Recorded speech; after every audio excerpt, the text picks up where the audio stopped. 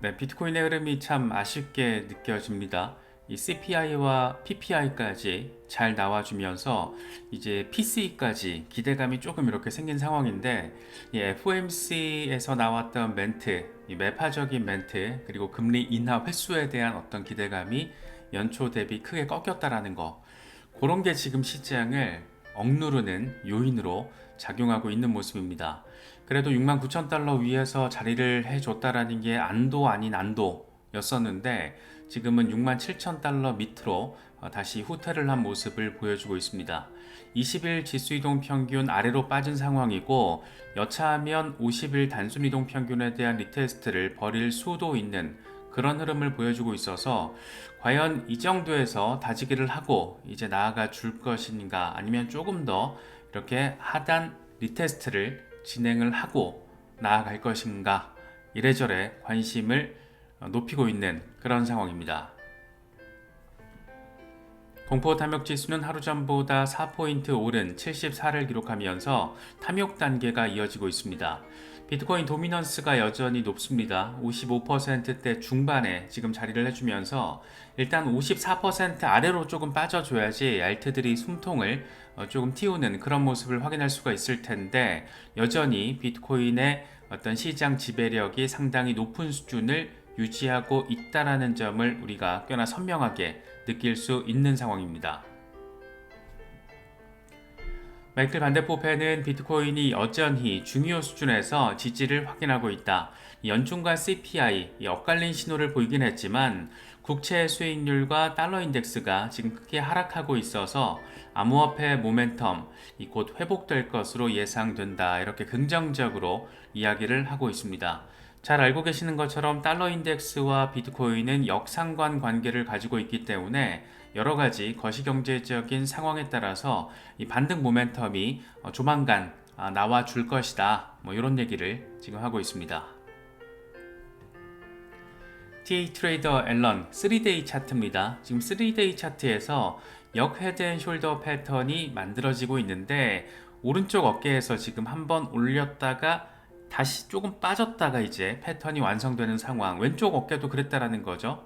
한 번 더 올렸다가 빠졌다가 지금 목 부분 완성하고 올렸다가 빠졌다 간다 라는 얘기. 무엇보다 7만 달러 위로 돌파가 충분히 가능할 수 있다라는 기대감이 지금 3데이 차트를 통해서 확인을 할 수가 있습니다.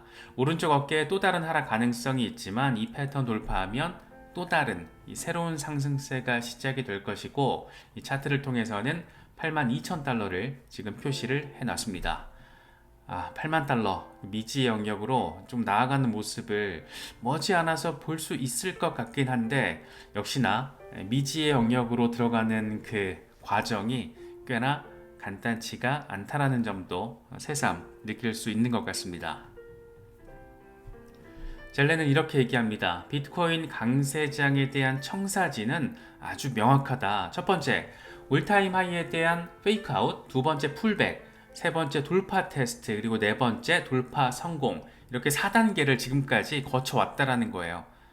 돌파했는데 빠졌다가 풀백했다가 다시 한번 빡세게 돌파 테스트해서 성공하고, 그리고 나서 불장, 늘 그랬다는 겁니다. 그런데 지금 이제 올타임 하이 페이크아웃 나와서 풀백했고, 스트러글 투 리클레임, 지금 올라갈까 말까 막 이러고 있잖아요. 성공을 할 거야.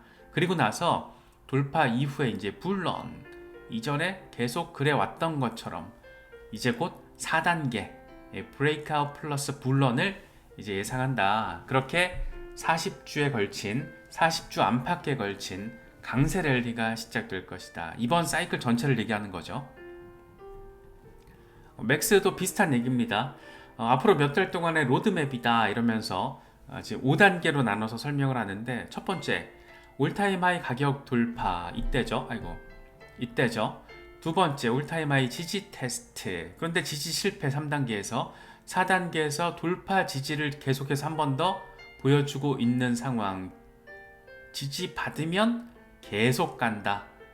계속 높아지는 업봉리 구간으로 들어가게 된다. 지금은 4단계다. 조금만 더 리테스트 하다가 와리가리 할 수 있어. 지지라인과 이 기준점이 뭐다? 65,000달러야. 지금 근데 이 위에 있잖아. 와리가리 하다가 갈 거다.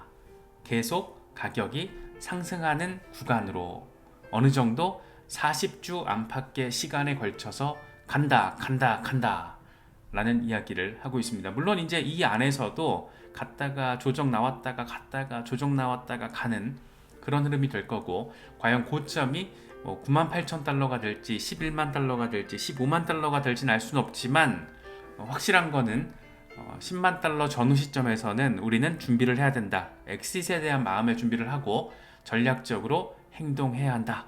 이런 것들까지 느낄 수 있는 것 같습니다. 크립토 타이탄의 경우에는 이 비트코인 강세는 여전히 유효하다. 우리는 지루한 통합 단계에 있다. 우리를 미치게 만들고 조급증을 유발하고 실수를 저지르게 하기 위한 것이다. 단기 가격 움직임에 갇혀서는 안 된다라고 이야기를 하고 있습니다. 이 마켓 메이커들이 지금 개미 털려고, 개미들 물량 싸게 가져가려고 시장 지금 흔들게 하면서 우리를 지금 미치게 만들고 조급증 유발하고 실수를 하게, 그러니까 패닉셀을 하게 만들고 있는 거야. 여기에 놀아나면 안 돼.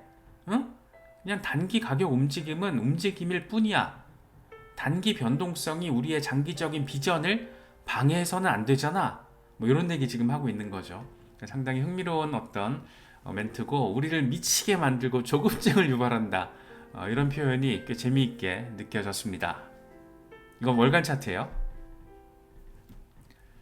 시장은 단기적으로 어수선하고 재미도 없고 조급증을 유발하게 하고 상황에 따라서 미치게 만들 것 같은 그런 모습을 확인해주고 있지만, 마이클 셀러는 또 한 번 작정을 했습니다. 5억 달러 규모의 전환사채를 발행한다라고 합니다. 왜? 비트코인 사기 위해서. 이 마이크로 스트래티지의 무담보 선순위 채권이 될 거고, 만기일은 2032년 6월 15일이다. 확실히 확신범은 다르죠. 그래서 지금 큰 손들은 계속해서 매수를 하고 있다는 것을 꽤나 상징적으로 보여주고 있는 그런 소식이 아니었나 싶습니다. JP모건도 나름 그렇게 아주 섹시하진 않지만 그래도 긍정적인 전망 하나를 제시했습니다. 암호화폐 시장이 올해 연말까지 최대 260억 달러 규모가 순유입될 것으로 전망된다. 올해 들어서 지금까지 암호화폐 시장으로 120억 달러 정도가 순유입됐는데, 지금의 속도라면 연말까지 최대 260억 달러, 우리 돈으로 36조 원 정도가 들어올 것으로 전망된다. 특히 비트코인 현물 ETF로만 지금까지 160억 달러 순유입이 벌어졌는데, 다만 채굴자들의 생산 비용을 고려하면 올해 남은 기간 동안 지금의 수준을 유지할 수 있을지는 회의적이다. 그러니까 최대 260억 달러인데 안 되면은 한 120억 달러 수준 되지 않을까? 이런 얘기 하고 있는 거죠.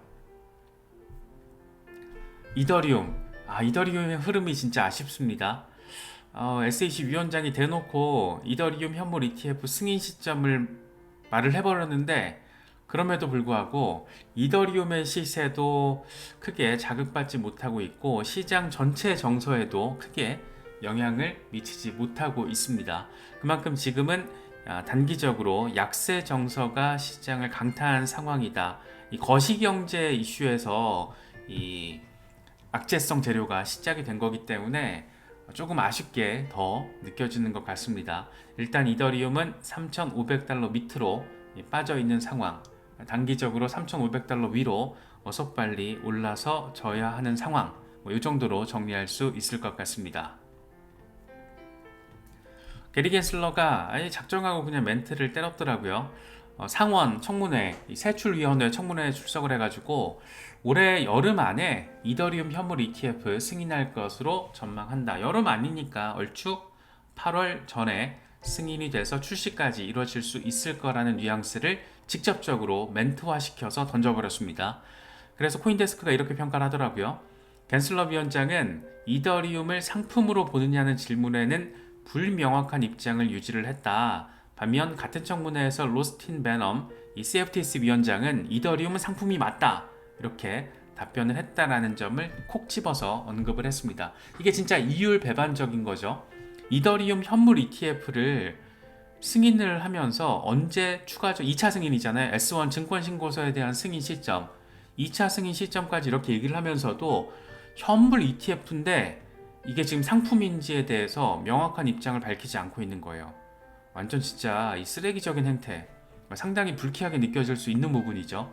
반면 이제 밥그릇 다툼을 빡세게 하고 있는 이 CFTC 위원장은 이더리움 상품 맞아, 우리 거야, 우리 거, 규제 관할권 우리한테 있지, 이런 얘기를 하고 있습니다.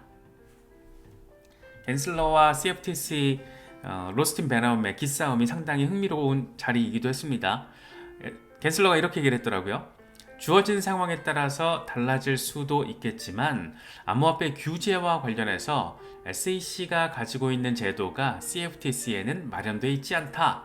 규제권 우리한테 와야지. CFTC 쟤네 지금 제도 정비도 제대로 안 되는데 뭘 한다고 저 난리야 라면서 CFTC 위원장 면전에다가 한 방 날리는, 이런 멘트를 면전에다가 거기도 의회에 출석해가지고 한다라는 게 아무튼 겐슬러도 보통 인간은 아닙니다.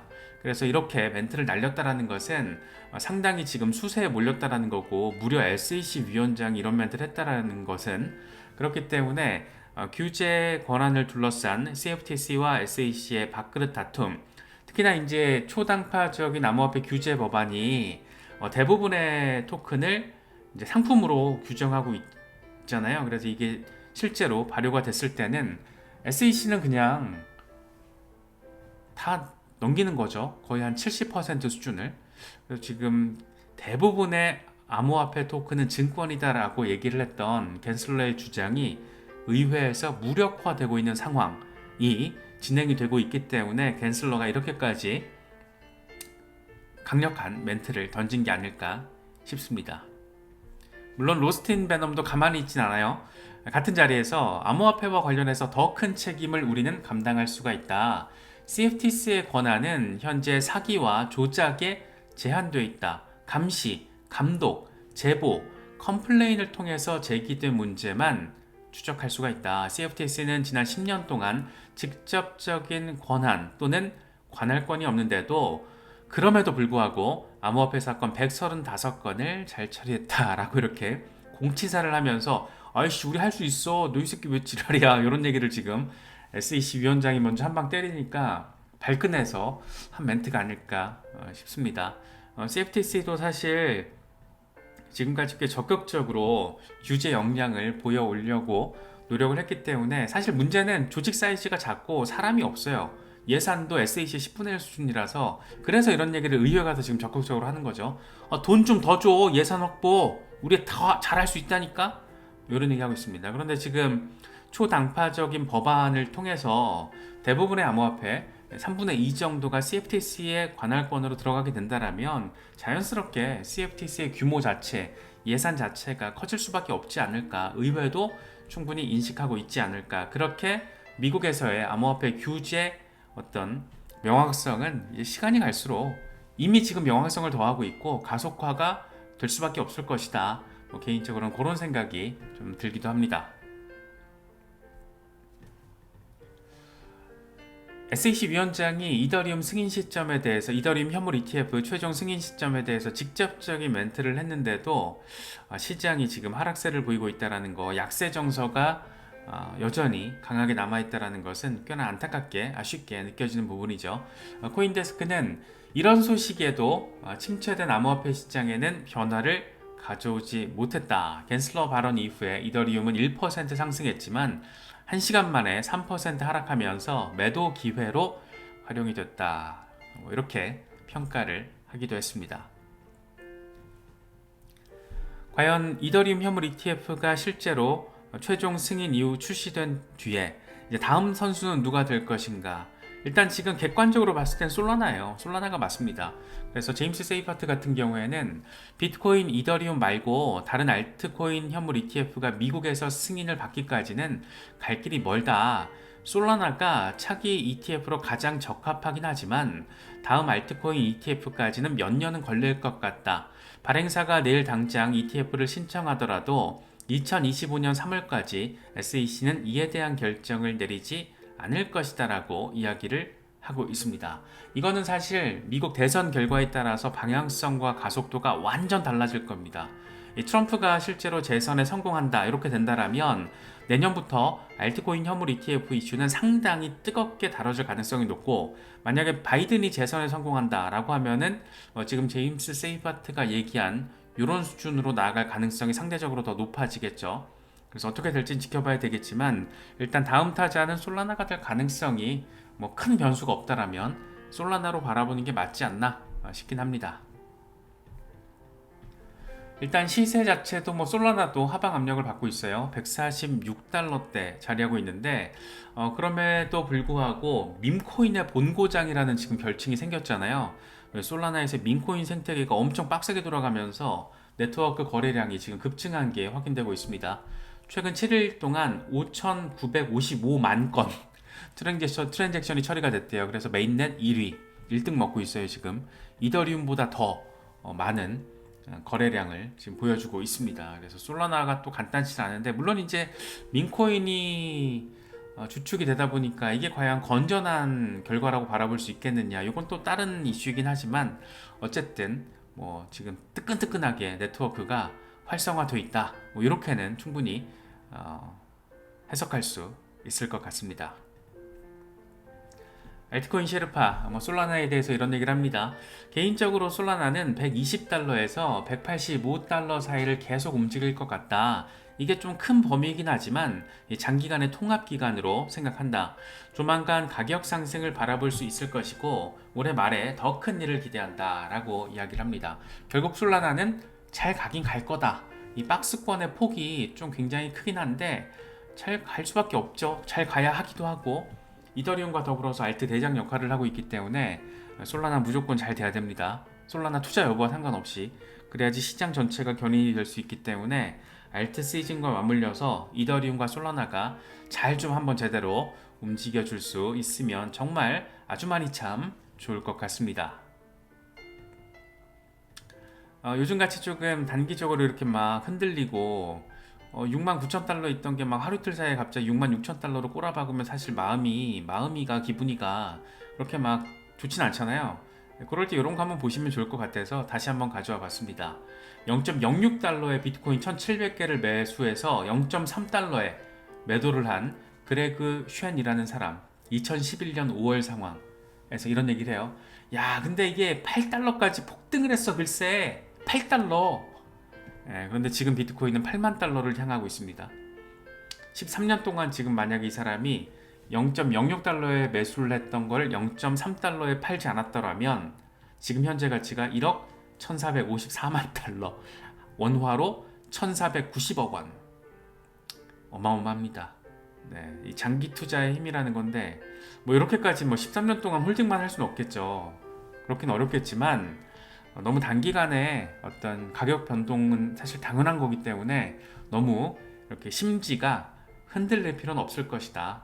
뭐 그런 부분들 한번 더 생각해 보시면 좋을 것 같습니다.